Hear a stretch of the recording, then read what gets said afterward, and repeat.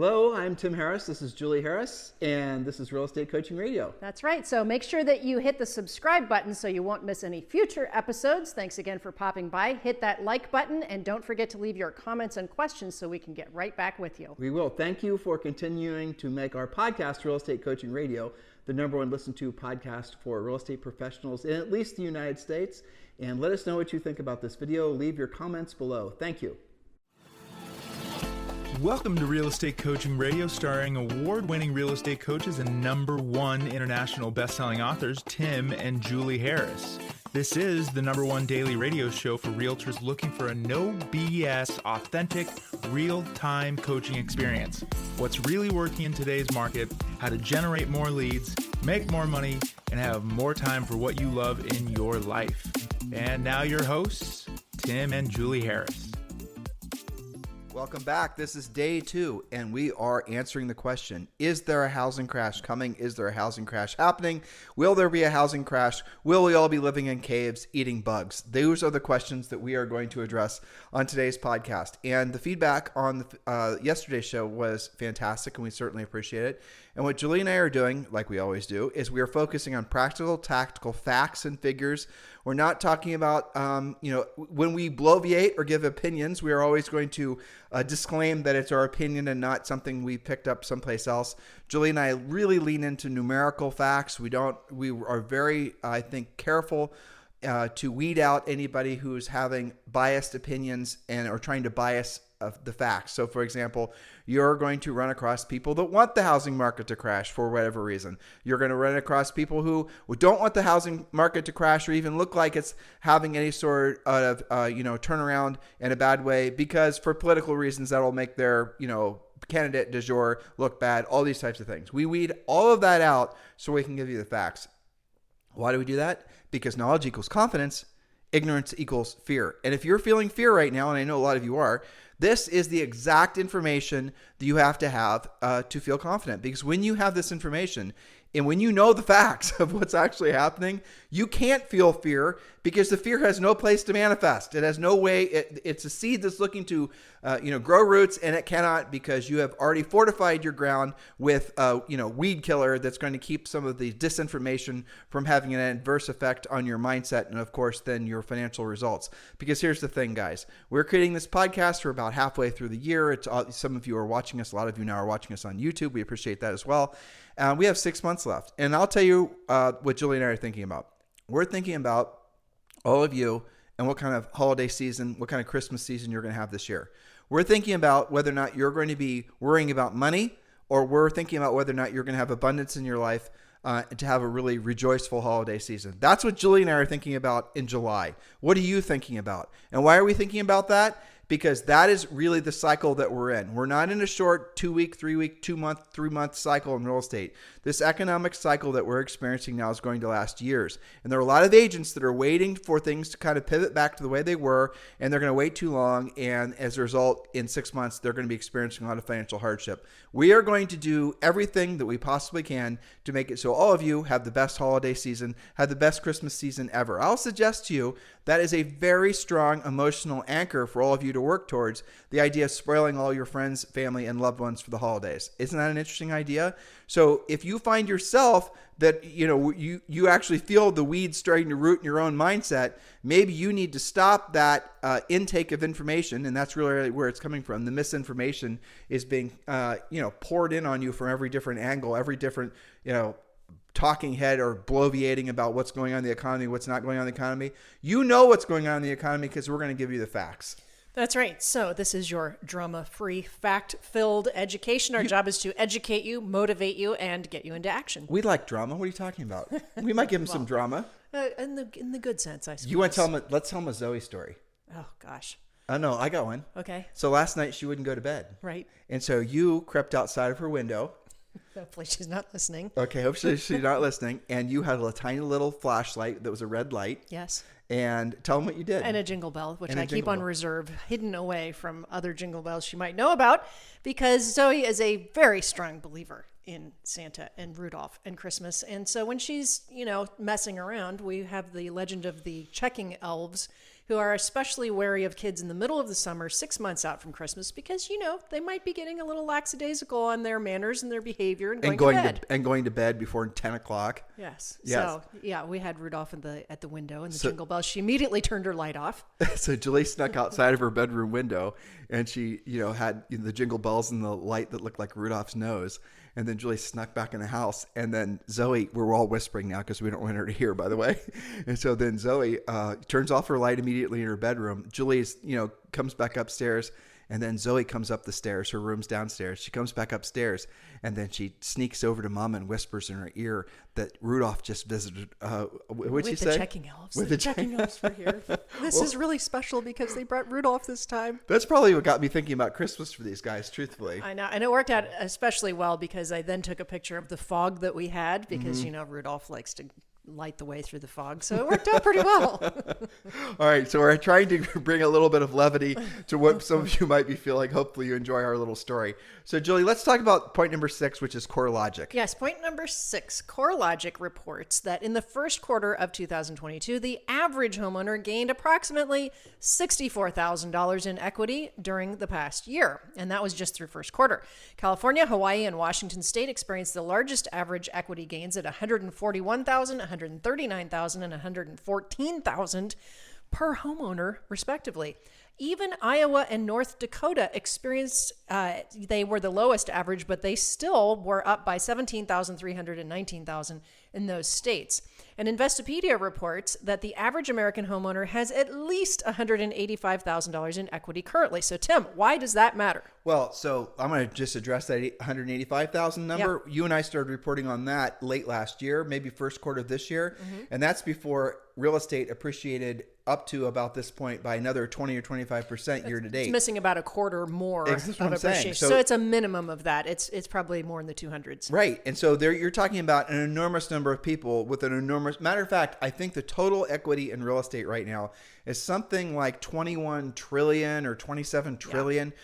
There's more wealth that's being held in individual family homes by obviously individual families and investors than at any time in history. Why does that matter? Because people don't default on homes that they own, that they have a ton of equity in. People can have breathing room to sell the homes. There's all kinds of different ways that if someone were to run into any kind of forced hardship, maybe job loss or economic setback or whatever, they have enough breathing room to get out of the house. There might be, and it probably will be, areas of the country where there will be adverse effects on job creation and employment in general because of a recession. It makes sense that if the economy gets worse, that if inflation gets worse and they keep raising rates and all these things happen and things play out with your worst case scenario, it does make sense in areas of the country. There might be employers that go out of business. There might be manufacturing businesses that go out of business, and those people are going to have to relocate to where they can find jobs.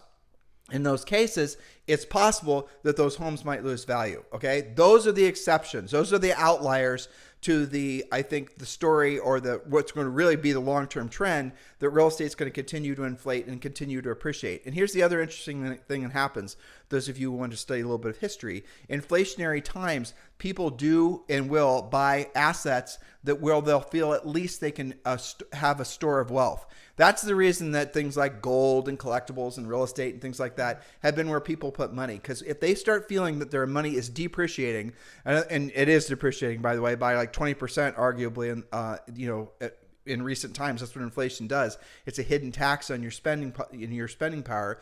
You might have, say, $100,000 saved, and you're going to ask yourself, well, if I keep this money in the bank, if the inflation rate is, say, 15%, that means my $100,000 is going to be worth $85,000. Because the inflation is going to essentially eat up the buying power. So what a lot of people will do is they'll then put that into hard assets. They generally speaking do not put it into things like the stock market because it's too speculative and they're not confident what direction it's going to go. So they put it in, there it is again, real estate. And this is yet another reason why you guys are in the right industry at the right time. And I know there's going to be a lot of hardship out there. I know there's going to be a lot of confusion out there. And it happens every single time because this is the first time in all of our lifetimes we've ever experienced anything like this. Your job is to be a leader, you have to be a leader of yourself primarily, a leader of your family, a leader of your neighborhood, and a leader in your community, and a leader in the industry. You have to be the person that uses facts and figures and has the mindset of service primarily. You have to move past the drama. You have to move past the people that are essentially not knowing what to do, and they're just so rooted in fear that they're just going to essentially take themselves down and everyone else that's going to be part of their lives. And that's what happens. There's like these negative adult failure spirals that start spinning faster and faster. And it all happens because people don't know what to do. It all is rooted in fear. And that is the point of this podcast, to root out the fear and give you the facts. Point number 8, Julie. Yes, point number 7, actually. There will be an approximate, and this has been adjusted. All my facts have been adjusted up to this podcast You did this date. 3 days ago. Yeah, these are all up to date. So, because, people, this point is there will be an approximate 5.9 million home sales in 2022. That's according to NAR. That means nearly 12 million commission sides will be paid. And I wrote, how many do you need to meet or exceed your goals?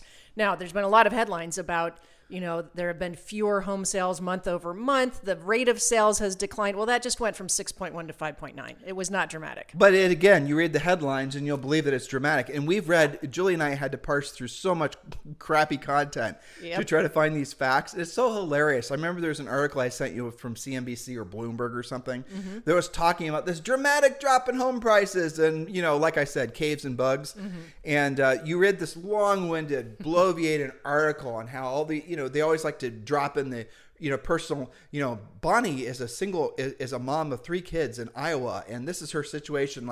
And then the last 3 lines of this long article, which is supposed to be providing you actual usable content, information to help you make decisions. Then they say, oh, by the way, the actual reduction in sales is projected to be around, 200,000 or 300,000. It's like, why didn't you lead with that? Oh, I know why you didn't. Because had you led with that, nobody would have read your, essentially your emotionally wrought article. Well, it's true. These podcasts do take a tremendous amount of research and fact checking. And that's why we quote where we get our stats from and that it's up to date. So here, level off there. Yeah. So if there's 12 million transactions that happen this year and the average home sale in the United States is $400,000. And let's just say, I'm not sure, but let's just say the average commission per side is $12,000. Right. You're talking about $12,000 times 12 million transactions. I can't do that in my head. It should be enough for most agents. It's a big damn number. It's a big damn number. So for you guys who are thinking there's not opportunities out there to help people and make money, maybe reset yourself and realize that there's more opportunity to help. The transactions will, generally speaking,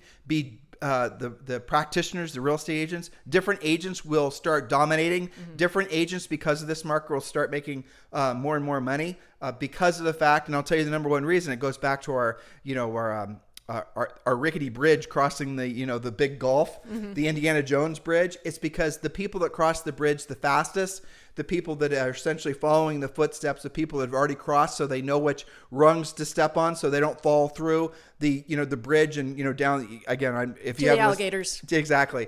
Those are the people who start dominating the marketplaces. The ones that don't are the ones that try to make their obsolete business model. And yes, it worked 6 months ago, but it's not going to work now. New market, welcome.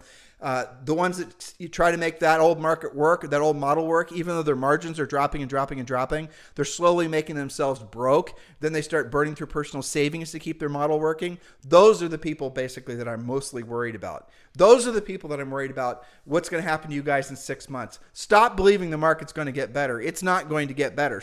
Better in the sense that it's not going to return to the way it was. Stop believing that inflation is going to go away anytime soon. It's not going to go away anytime soon. Now, could we be wrong? Could I be wrong? 100%. But what is the cost to you of hoping for the best, but essentially preparing for the worst, right? What's the cost to you of over-preparing in anticipation of things getting worse? And you can have the mindset of optimism, but you take the actions. It's the whole optimism versus pessimism thing, right? All of us have to be optimists, or we wouldn't be in real estate in the first place. We wouldn't have been crazy enough to take commission-only jobs. I mean, let's just start there. But you also, to be long-term successful at anything in life, you have to be a bit of a pessimist. That's the reason that you take vitamins. I'm taking vitamins so to ensure that maybe in the future these vitamins will, I'm not necessarily sure that, I'm going to make it. There are insurance policies to make sure that I'm going to hopefully be healthy long-term. And insurance policies, I mentioned that, same thing. You have to buy insurance, but you don't have to buy insurance on all the things you have. You buy them because you are a pessimist that maybe something will get broke, burned down, stolen. You're planning for the worst, but still hoping for the best. Yeah. But it's still an action, right? So those of you who are in non-action, remember there's a quote that says, inaction is an action, right? Meaning that you are making a choice to not do something. You will not be rewarded by being stagnant in this market. Well, let me address somebody that messaged me on Instagram. They Sure. said that they felt that our podcast series of late have been too pessimistic, and they're looking for things that were more optimistic. And I asked them to give me an example, and they didn't get back with me. But I understood what they meant. They didn't like what we were saying because it made them feel insecure and it made them feel fearful because they didn't know what to do with the information. Yeah. Now, I don't know what the hell that has to do with optimism, pessimism. This is just facts. And that's the reason that, frankly, this is the number one listened to daily podcast for real estate agents in the United States, because we cut through the bullshit. But if your first line of defense, or if your ego or if your mindset is saying, I don't want to listen to these facts because I don't like the way they make me feel, you need to be listening and paying attention to how you feel, because that is your internal, brain telling you you are not prepared for what is coming. So opposed to ignore and being Pollyannic about what is coming, why don't you instead prepare? Now, is it possible that you over-prepare? Yes. And so what? That's a good thing, That's awesome, right? actually. Yeah. Is there such thing as too much savings? No. You're always on me about my hurricane closet in Puerto Yeah. Rico. What is Yeah. all this crap in here? And then we lose power for a week, and I'm like, I'm the reason you're eating. Yeah. Well, So when you live in when you live in Puerto Rico, you need a hurricane closet, and it's a big one. Yeah. So listen. So what's the best insurance policy all of you guys can be buying right now? It's obviously knowledge equals confidence, ignorance equals fear. That's the reason we've made Premier Coaching free for all of you. Free. You can join Premier Coaching for free. Did I mention it's free as in doesn't cost you anything? Just text the word Premier to 47372. Text the word Premier to 47372. Or if you're outside the United States, or if you just prefer to go right to the website directly, you can go to members.timandjulieharris.com. members.timandjulieharris.com. This is the next natural, logical step. This is the way forward. This is the way you get across the bridge the quickest with the least risk that we know that we can provide for all of you. This is the first time we've ever offered Premier Coaching for free. We're doing it because we know all of you need it. We're doing it because we know with 100% confidence that if you when you join Premier Coaching and you engage with Premier Coaching, it is going to better the likelihood of your continued success or you building a long-term sustainable real estate practice. That is what we're all about. That is our life mission. So that's the reason we're providing all this for you. Text the word Premier to 47372 or just go to members.timandjulieharris.com. And yes, guys, listen, this does include a daily semi-private coaching call with a Harris certified coach. This includes our listing presentations. This includes the social media plan. This includes the objection handlers. This includes part of the pre-listing pack. This includes all the real estate treasure map, all kinds of things that you'll discover that you get instant, unfettered access to the second you text the word Premier to 47372 or just go to members.timandjulieharris.com. Go ahead and do that now. You're on your phone. Most of you are listening on our phone. If you're not part of Premier yet, just text the word Premier to 47372. We'll text you right back. You have to say, yes, you want the information, and then we'll send you right back a quick join link, and you can join for free. This is, without a doubt, becoming the nation's #1 real estate coaching and training program, Premier Coaching is. So I strongly encourage all of you to take advantage of this program while we're offering it for free, which probably won't be forever. So take full advantage of this immediately. Do this right now. All right, next point, Julie. Point number 8, the average time on the market nationally is less than 60 days. The median days to pending are still only 16. Forget about all those headlines that days on the market are getting to be epic. No, 16. 88% of homes sold in May. Now remember, May is after the interest rates started to go up. 88% were in contract in less than 30 days. That is not a housing crash. That is a shift. Okay, so well, you know what? If you've only been in the business for, say, for example, 15 years or less, if your average days on the market goes from 8 to 16, for you, that is crisis mode. I know. And I read something, I think I told you about this, that the average price reductions were happening after like 5 days. And we're like, well, I guess if you're still getting contracts signed for only 30 days, like listing contract agreements, maybe you should reduce after 5 days. But we've got to keep this in perspective, guys. Homes will still sell with sellers who have to sell. I think what we're seeing is the great sorting out. Some of the expireds that are happening are taking it off the market. Some of them are sticking it out. Shall we tell them the greatest secret ever about being a successful listing agent? I know what you're going to say. Don't step on my punchline. It is a secret. All right, this is the greatest. Now, listen, listeners, this is just for you because we love and we care about you. We want you to be successful. I'm about to tell you the greatest secret ever about being a successful listing agent. Wait for it. If I had effects, I would do a drum roll. Here it is. Have the listing when it sells.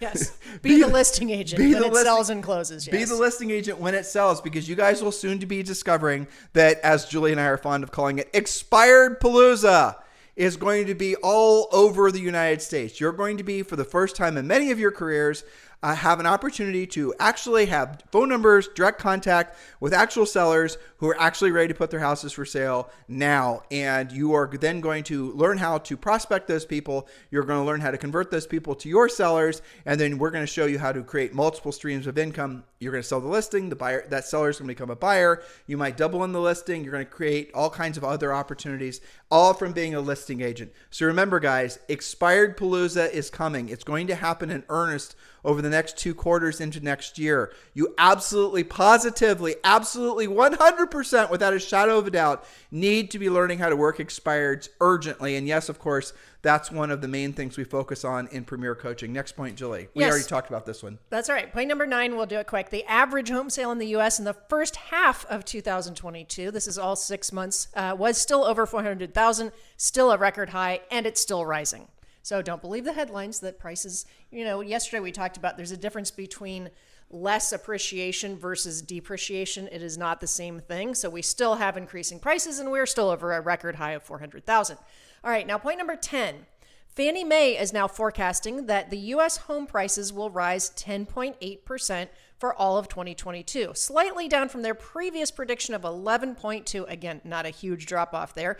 This is their average, but remember that through Q2 of 2022, prices had already gone up 15.6% and higher in many areas. Still historic appreciation either way. So again, this shows you the mixture of predictions there, that they're saying it'll average out to about 11%, but we have already surpassed 20% in the first half of the year. And, it's funny. We talked about this the other day, Jules. We were talking about the fact that people are saying it's going to somehow average out to, 5 or 6% per year. Yeah. And I had an interesting conversation with a great agent. Him and his wife sell $600 million worth of real estate per year, Dan Lesnick.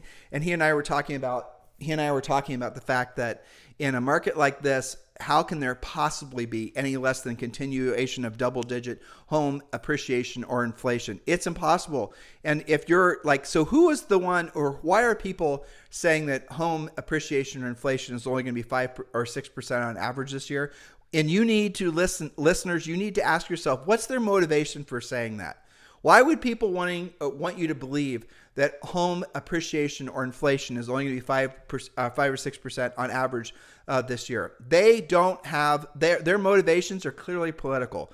Because if the real number came out, for example, when they talk about the consumer price index, did you know that the way that they factor in housing costs, which are the single greatest thing that people have to pay for every single month, is called, what is it called again? Do you remember? The single greatest payment? How people figure in the CPI. How is it that they figure out the inflation of owner's equivalent of rent? That's right. Owner's equivalent of rent. Thank you. So, you need to Google this. You will be shocked. So when you hear about the inflation rate is now 9.1%, and that includes the cost of real estate, I want you all to Google the words owner's equivalent of rent. And what they've done, unlike during 1971 through 1981, what they've done is they've essentially created some crafty way of kind of more or less hiding the actual inflation in real estate. Now, it's not just in real estate from a owner's perspective of a house cost, but also rent.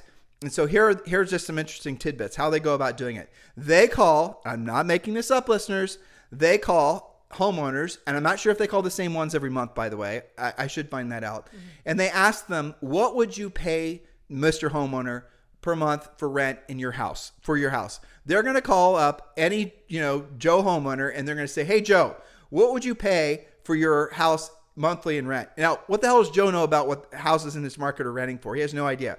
And so then they are saying, well, whatever Joe's answer was, they average them out and they're figuring out, well, that's the owner's equivalent of rent. And that's what the actual, that then they figure that into the CPI. And that's how they're coming up with their approximation of what real estate is, the inflation's effect on real estate is. I'm not making it up. Google yourself. We both thought that was made up until we researched it. We're like, how can that be? That just doesn't make any sense. I don't even understand. I mean, Zoe at 8.5 years old would see through that in 2 seconds. Exactly. Now, so here, getting back to just a little interesting tidbit. So if you were to figure the inflation rate like they did from 1971 to 1981 before they started screwing around with how they defined what the CPI was, and frankly trying to game it, the actual inflation rate when they essentially when Volcker raised rates, the inflation rate was 20%, and he raised and mortgage rates were 20%. So the moral of the story is what many people believe is actually happening is if you figure this consumer price index and you figure it with the real estate, essentially inflation rate figured the same way it was back from 1971 to 1981, the actual inflation rate is actually 20% right now. And I think that's true. And I'll tell you why. If you go and you look at what you're paying for things, have you noticed, listeners, that basically every single thing that you're buying has increased in price by 20%? Have you noticed that? It's fascinating, isn't it? So how can that not be the actual inflation rate? So don't get all hung up on all these numbers and all these facts and all that. It's interesting. It's analytical. It's fun. It's kind of fascinating because this is unfortunately or fortunately we're all being part of history right now with what we're experiencing. But do know that there are a lot of people out there, and you should not be joining these people who are going to experience unnecessary hardships because of this inflation. It's going to cause a lot of people to be very confused, very scared, very really emotionally distraught. And some of these emotional scars can last generations. Look how many people you know who are still licking their wounds from the great housing bust of 2007. That same thing's going to happen now, but probably on a much, much larger scale because what's happening is affecting everything outside of real estate. Every single thing has gone up in price. So what do you do with this information? Knowledge equals confidence. Ignorance equals fear. You need to be your greatest coach. You need to be your greatest guru. You need to be the actual person who's going to be willing to set aside emotional responses, especially to clickbaity titles and headlines, and essentially everyone else around you is going to be, essentially rowing down the river of fear. You need to not allow yourself to indulge in the fear. You need to pull yourself out of that way of thinking. Lean into facts, lean into figures. Be very careful who you're listening to because so much of this crap has been politicized. So much of this stuff has frankly just become lies. So go through it and figure it out, and then you make your own decision. Knowledge equals confidence. Ignorance equals fear. When you have knowledge, you are not going to feel the fear anymore. And then your next natural step, and I said this a second ago, but I'm going to say it again. Once you've gotten your head screwed on straight, work on your family, root out the fear that's, manifesting in there, and then work outside, then work in your neighborhood, then work in your community. You will be a leader that people will remember forever because you made them feel better. You gave them facts and figures that other people weren't giving them. You helped them screw their own heads on right, and then they will do what you did. They will then get their mindset right because now they have the knowledge and they now no longer feel fear, and then they're going to go and help their families. You guys get it? This is called being a leader. This is how, if you've ever wondered how somebody, a real estate agent, how they have this legendary status that seems to transcend generations and economic cycles and presidential this is and the other thing, this is why. Because during times of perceived crisis or real crisis, they are stepping into the breach and they're being leaders. They are being leaders using facts and figures. The motivational, rah, dream board, mindset, all that woo-woo stuff, it has a place. But right now, the place is leaning into facts and figures. Once you provide people facts and figures, they will feel confident. So if they're worried about home prices essentially, dropping precipitously, use the information we've just shared with you. If buyers are thinking, well, I've lost my opportunity to buy a house. Hey, how about this, Mr. Buyer? If you buy this house right now, even if you are buying at what you perceive to be the top of the market, even if you're buying it at an interest rate which you perceive to be, significantly greater than it was last year, which it is, how will you feel 12 months from now if that same house is now, say, 20% more expensive and the interest rate is now double? How will you feel about yourself 12 months from now if you decide to have bought that house You're living in the house, and now you're sitting on 20% appreciation, and you've locked in a long-term low interest rate mortgage. You need to help people move past their fear. Otherwise, it's going to adversely affect not just them individually, not just their families, their communities, but our country. This is called being a leader. This is what it means to be a truly successful real estate practitioner.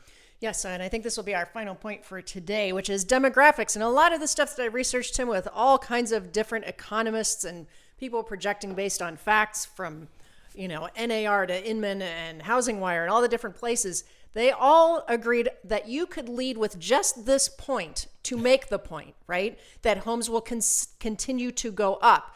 Demographics. There are 331, almost 332 million Americans. There are 72 million millennials. Those are ages 26 to 41. Baby boomers, 58 to 76, 71 million. Now, one of those groups is growing in size as they grow their families. Millennials. Also, immigrants are a growing number of home buyers. Everybody reports on that all the time. Both of those massive groups will be buying and selling in greater numbers over the next 10 years. Add to this Generation X, which is 42 to 57, that's all of us, and has a group size of 65 million. Here's the overall point. Demand is still very healthy and supply is still very low. We're going to talk about inventory rates rising probably tomorrow, but it still is very far away from supplying the demand. There's been an undersupply of homes in the United States for probably almost 20 years. And people don't talk about that, but it's true. There was an underbuilding of homes, and no one was anticipating building fast enough. There wasn't government. Nobody was really looking forward to the realization that, hey, guess what? There's 72.1 million millennials, and let's assume that a lot of them get married and then they start making babies, and now you're looking at a lot of people that want houses. I know a lot of millennials, especially the younger ones, are like, no, dude, I just want to rent forever, and I want to hang out in my RV, and I want van life, and I want to be a nomad. Well, guess what? That's all great and everything until you have a kid, and guess what? Kids like stuff. And they have a lot of needs for stuff. And they take up a lot of space. Barbie houses are not small. I mean, I'm just going to leave it at that. They're not, Also appreciating in price. Yeah, exactly. Zoe's Barbie house has doubled in value. Yeah. But guys, you get the point, though. At the end of the day, the demand for housing is not in any way waning. Do not, again, believe the people who are trying to get you to believe that it is. The demand for housing is not just strong, it's off the charts strong, and it's going to get stronger. If interest rates go up, there's still going to be people wanting to buy houses. Why? Because people need something to live in, unless, unfortunately, they're homeless. And I'm not trying to be trite with what I just said. I want you to think about how smart, how brilliant you were to get a real estate license. You're selling something that everybody needs. Actually, Frederick Eklund, he said it best. Mm-hmm. And I was interviewing him for the podcast years ago. And he said, Tim, every morning, his funny accent, every morning I wake up and I walk out the door and I'm in a mass of people because he lived in, Manhattan. And he said, every single one of those people around me need what I'm selling. He said, I feel blessed every single day because there goes a potential tenant. There goes a potential investor. There goes somebody who wants to buy a second home. There's one, blah, blah, blah, blah. Everywhere and everyone around him has to live in a house. And that is an incredibly powerful mindset. Now, if you happen to sell, say, knives or furniture or cars even, or vacation packages or all of these types of things, someone can just say, no, I'm good. I'm going to keep my old car. And that's what's going to start to happen too. I'm not, these old knives, I'm just going to get them sharpened. All these types of voluntary expenses, when people start feeling financially pinched, they stop spending money on them. But you have to have a house to live in. You have to have, there's very few things that you absolutely have to spend money on every single month, no matter what. There's food. But you can downgrade the food that you're buying. You can buy less food. You can buy lesser quality food. You can buy less quantity of food. Those things are all true. But you have to pay for electric. You have to pay for water. You have to pay for some kind of energy to heat your house. You have to put gas in your car. You probably definitely have to, as a realtor, you definitely have to have a cell phone. There are not that long of a list of things that you have to pay for every single month, unless obviously you're going to be a nomad or, live in a box. And I'm not making fun of people in either of those categories, and, God bless them. But the moral of the story is you are smart. You were brilliant. Do not think in any way that you're not blessed. You are. Now what you have to do is backfill it with knowledge, because guess what? Knowledge equals confidence. Ignorance equals fear. If you're feeling fear, it's because you're choosing to feel it. because we've given you lots of facts of the past 2 podcasts, and we've also given you a very defined way forward. Obviously, join our Premier Coaching Program. Text the word Premier to 47372. Text the word Premier to 47372, or just go to members.timandjulieharris.com. And remember, message and data rates may apply. So, Julie, any closing thoughts for these guys? Well, I mean, I didn't find anything in my research, and we have 3 more days of sprinkling this upon them, but I didn't find anybody anywhere who said it's a good idea to sit on the sidelines, who said you shouldn't be buying real estate right now, who said you shouldn't be investing in real estate. There are a lot of, especially the economists were saying, in inflationary times as well as in recessionary times, real estate in general always does better than the stock market. It does better than keeping the money in the bank. They cited real estate investment trusts, even commercial space, residential space. All of this is expected to continue to do well. Let's talk about what you just said, because that's an interesting point. And this is for, frankly, I was going to say new agents, but it could just be for anybody. So this is the reason that real estate and other hard assets keep their value, if not become more valuable during really scary times like this. Here's why. Because, again, think about it. You now have, let's say, for example, you saved up $250,000. And I used this example before, but be really clear about in your head about this. If the inflation rate is 20%, which it is, listeners, that means that your $250,000 is in essence depreciating, losing 20% for every year the inflation rate is that high, or depending on how much it is per month. So let me put it a different way. You know today what you can buy with $250,000.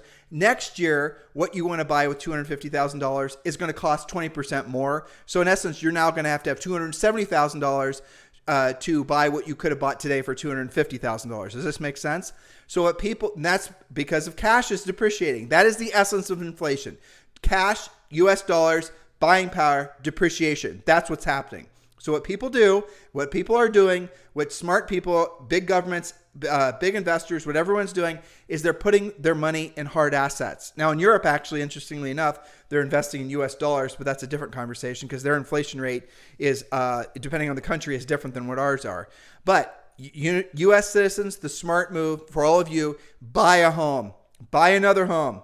Buy real estate. Don't over leverage yourself to the point where if the house is vacant, if you're buying a rental, you can't afford the payment, that's going to create hardship for you. But if you have cash that's sitting on the side, and Julie and I are taking our own advice, put it to work because it's going to lose buying power. So if you buy a house, let's say, for $250,000, and there are a lot of places in the United States you can still buy kick-ass rentals for even less than $200,000.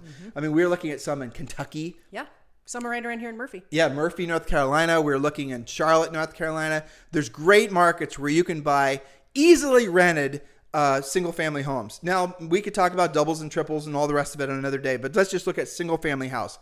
You buy that house, and let's say that the inflation rate on that house over 1 year is 10%. In other words, you pay $250 for it or $200, whatever you're going to pay for it. The following year, it's worth 10% more. The following year, that $250, had you left it in the bank, if inflation rate stays where it's actually at, your money would have been now only worth $225,000. So one way, you increase your net worth. Now, if the house inflates by 20%, that $250,000 house is obviously worth now basically $300,000, and that $250,000 that you had in cash is now obviously worth only about $200,000. So you actually, and my math is not right, I can do it in my head, I'm just making a point. So you will be a ridiculous, in essence, $50, sometimes $1,000 more if you put that money into real estate, for example. And that's what a lot of people are doing. Now, I know a lot of people are hoping and praying for their own self-interest that real estate's going to crash because they're pissed that they missed out on the last, what they perceive to be buying boom in 2007 and 2008. And they're the ones that are essentially passing along the misinformation about the direction the housing market is going. Julie and I actively look for reasons why we're wrong. We actively look for a real and significant increase in the default rate. We look for reasons why there would be any sort of, meaningful housing correction, let alone crash. We find nothing. We're not Pollyannas about it. If we found this information, we would tell you. We have no interest in telling you a good news versus bad news. We have interest in telling you the truth, and that's what we're doing on this podcast. So hopefully this motivates you guys. Hopefully this gives you a sense of direction. Thank you for continuing to make this number one listened to podcast in the United States. If you're on iTunes, it does not hurt you one bit to give us a 5-star review and a pithy comment. We certainly appreciate it. And we certainly appreciate you liking and subscribing to our YouTube channel. Help us make our YouTube channel the number one viewed YouTube channel in our space. So real estate coaching and training. Help us to make this YouTube channel that you're probably listening or watching right now the number one by liking and subscribing. Julie and I are going to leave it all on the field for you guys. Whatever happens next in the real estate market, whatever direction it goes, we are going to over prepare you sometimes months, if not a year in advance. It's up to you to take action on the information that we're giving you. Thank you for allowing us to be if you're presently your coach, you're part of Premier Coaching, thank you for allowing us the honor to be your coach. If you've yet to join Premier Coaching, thank you for allowing us to be, or thank you for considering us frankly, to be your real estate coach. Allow us to help you through this transitioning market. It is our honor and our pleasure. In the meantime, you guys have a fantastic day. We'll talk with you on the show tomorrow. Hello, thank you for having watched this video. Please remember to subscribe to our YouTube channel. That's right, and don't forget to hit that like button, leave your comments and questions below, and we will get right back with you. Thank you for watching this video, and remember to watch the next one. You're going to love that one.